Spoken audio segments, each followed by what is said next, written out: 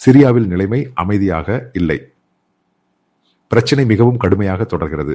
அங்கு அலவைட் என்று கூறப்படும் ஷியா பிரிவைச் சேர்ந்த ஒரு சமூகம் உள்ளது. அவர்கள் சீரியாவில் சுமார் 12 முதல் 15% பேர் உள்ளனர். இவர்கள் முன்பு இருந்த அசாத் ஆட்சியை ஆதரித்தவர்கள். மேலும் அசாத்தின் இராணுவத்தில் இருந்த எலைட் படைகளும் இவர்களே. இவர்கள் அதிகமாக இருந்தாலும் இப்போது நடக்கும் நிகழ்வுகள் இவற்றிற்கு எதிரானவை. இந்த அலவைட் சமூகம், அரபியில் அலாவி என்று கூறப்படும் இந்த சமூகத்திற்கு எதிராக அல் சஹ்ரா என்பவர் தாக்குதல் தொடங்கியுள்ளார். இப்போது சிரியாவின் தற்காலிக ஜனாதிபதியாக பதவியேற்றுள்ள அல் சஹ்ரா முன்பு ISIS தலைவராக இருந்தவர்.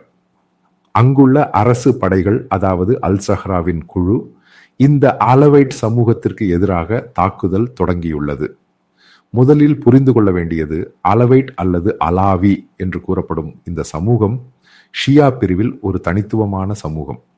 இவர்கள் பயன்படுத்தும் அரபி மொழி ஒரு தனித்துவமான அரபி மொழியாகும். சிரியாவில் இந்த சமூகத்திற்குள்ள மிக பழமையான போர் வீரர்கள் உள்ளனர். அசாத்தின் காலத்தில் இந்த சமூகத்தை முஸ்லிம்கள் என்று கருதினர். ஆனால் அங்குள்ள சுன்னி பிரிவினர் இவர்களை முஸ்லிம்களாக கருதுவதில்லை.